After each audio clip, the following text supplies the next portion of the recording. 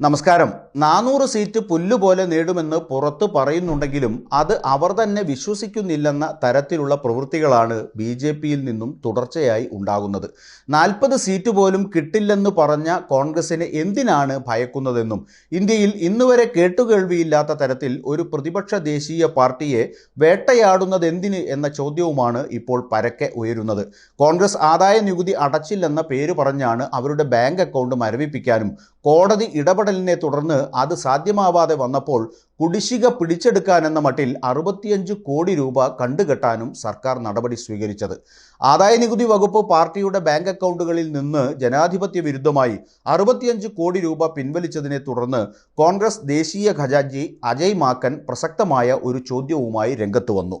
BJP ആദായ നികുതി അടയ്ക്കുന്നുണ്ടോ എന്ന ചോദ്യമാണ് മാക്കൻ മുന്നോട്ട് വെച്ചത്. വിഷയം കോടതിയുടെ പരിഗണനയിലിരിക്കെ ദേശീയ രാഷ്ട്രീയ പാർട്ടികൾക്ക് ആദായ നികുതി നൽകേണ്ടതില്ലെന്ന പൊതു കീഴ്വഴക്കമുള്ളപ്പോൾ 210 കോടി രൂപ ആവശ്യപ്പെട്ട ആദായ നികുതി വകുപ്പ് രംഗത്ത് വന്നത് അജയ് മാക്കൻ ജനാധിപത്യ വിരുദ്ധ നടപടി എന്ന് വിശേഷിപ്പിച്ചു. ആദായ നികുതി വകുപ്പ് കോൺഗ്രസിന് എതിരായി മാത്രം നടപടികൾ സ്വീകരിക്കുന്നത് എന്തടിസ്ഥാനത്തിലാണെന്നും മാക്കൻ ചോദിച്ചു.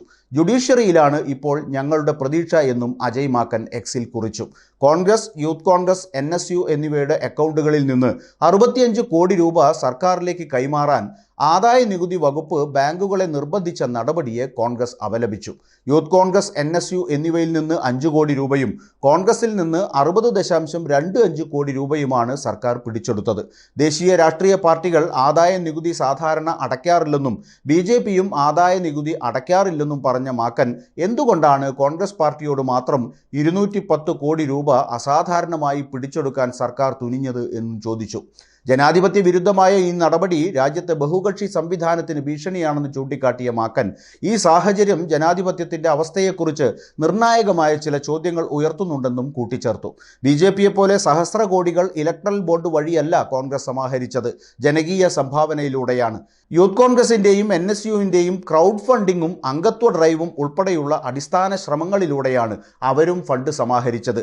തെരഞ്ഞെടുപ്പിലേക്ക് പോകുന്ന ഘട്ടത്തിൽ കോൺഗ്രസ് പാർട്ടിയെ സാമ്പത്തികമായി ശ്വാസം മുട്ടിക്കാനുള്ള ബി.ജെ.പിയുടെ നടപടി രാഷ്ട്രീയ പ്രേരിതവും ഏകപക്ഷീയവും എന്നാണ് പൊതുവെ വിലയിരുത്തപ്പെടുന്നത്. കോൺഗ്രസിന് ബാധകമായ ആദായ നികുതി എന്തുകൊണ്ട് ബി.ജെ.പിക്ക് ബാധകമാകുന്നില്ല എന്ന ചോദ്യവും ഇപ്പോൾ ഉയരുന്നുണ്ട്. എന്തായാലും ബി.ജെ.പിയുടെ ഈ അസാധാരണമായ നടപടി ചൂണ്ടിക്കാണിക്കുന്നത് അവർ പുറത്തു പറയുന്ന അത്ര സേഫ് അല്ല കാര്യങ്ങൾ എന്നു തന്നെയാണ്.